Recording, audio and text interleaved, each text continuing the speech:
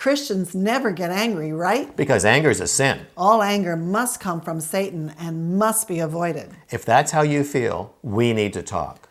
Welcome back to our Change How You Think weekly video podcast. If you'd like to hear from us every week, then subscribe to our videos on YouTube or click on the weekly video tab at the top of this page, fill in the subscription form, and you'll get our free self-assessment ebook, Healthy Moods, along with your choice of mental, spiritual, or relationship information. Anger is a very misunderstood emotion, especially among Christians. Sure, it's dangerous, but so is gasoline. We just need to know how to handle it safely. This week, we have an excerpt from the Taming Your Anger course in Free Your Mind. You'll learn about famous Bible characters who had an anger problem and why even Christians get angry. And we'll see you on the other side.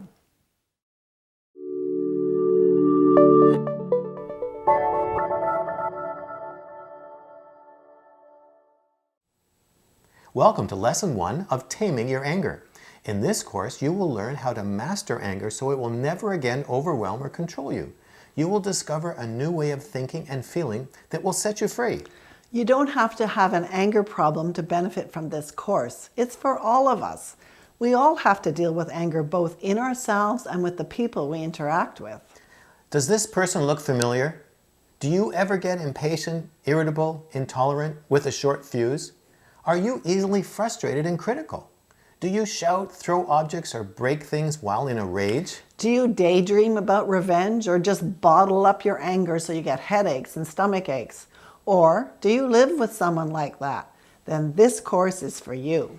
Anger is such a common problem. They even make movies about how to manage it. Do you know why it's so common? It's because we all have it. We all know what it's like to be angry. In fact, we're born with the capacity for anger. We don't have to learn it. If you don't believe us, we can prove it. What was the very first emotion you expressed at birth? You were angry and screaming at everyone in the room. And what was your message? It was, put me back. You have no right to do this to me, and it's not fair. Then, in your first few years, you used anger to get your way and intimidate everyone around you to meet your needs and obey your will, or you wouldn't stop screaming. You quickly learned that anger was an effective tool of manipulation and control to get your own way. So we all come wired for anger, and you can't get rid of it any more than you can get rid of any other emotion. So this program is not how to get rid of your anger. That's impossible. It's to teach you how to control it and use it the way God intended when He built it into you. One of the difficult tasks of parenting in the first few years is to convince a child that the rage which was working so well to manipulate adults initially no longer works as they get older. In the early years, the parent manages the child's anger. As the child grows, they must be taught how to manage and control their own anger and find better ways to express their needs. As an adult, your ability to control anger is a strong reflection of your emotional maturity. The more easily angered you get, the more immature and childlike you appear. Maturity is really just another word for self-control. We know what you're thinking. You just said yourself, I'm a Christian. I don't get angry. Godly people don't get angry. Well, we don't know where you get that idea. The Bible is full of called and anointed people who just lost their temper. Moses got angry with an Egyptian and killed him. But you're thinking, sure, that was before Moses met God at the burning bush and became a great leader. Then again, what did he do with the stone tablets God had written on with his own hand, the most important stones in the whole earth? He broke them in a rage. And later he got so mad that he hit a rock he was supposed to talk to. His anger problem actually kept him out of the promised land. Jonah was an evangelist called and gifted by God. He got angry when too many people responded to his ministry. Samson was anointed from birth, but he was a rageaholic, and he killed Philistines to calm down. Elisha, just a few verses after receiving Elijah's mantle, lost it when some boys made fun of his bald head, so he had bears attack them. David was a man after God's heart, but when Nabal didn't give him a free lunch, he wanted to massacre the entire household.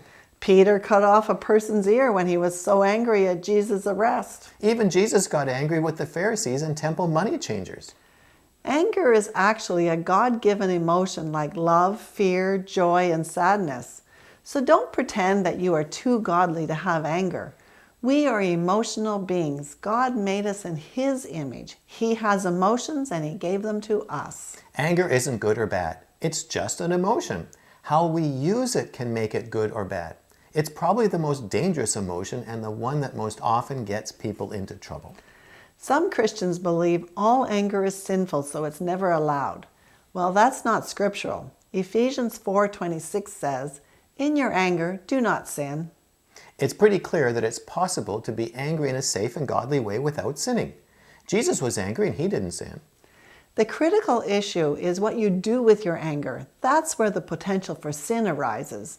Uncontrolled anger is a powerful weapon the enemy can use to destroy you and all the people around you. We need to learn how to recognize anger, understand it, and handle it correctly so we don't sin.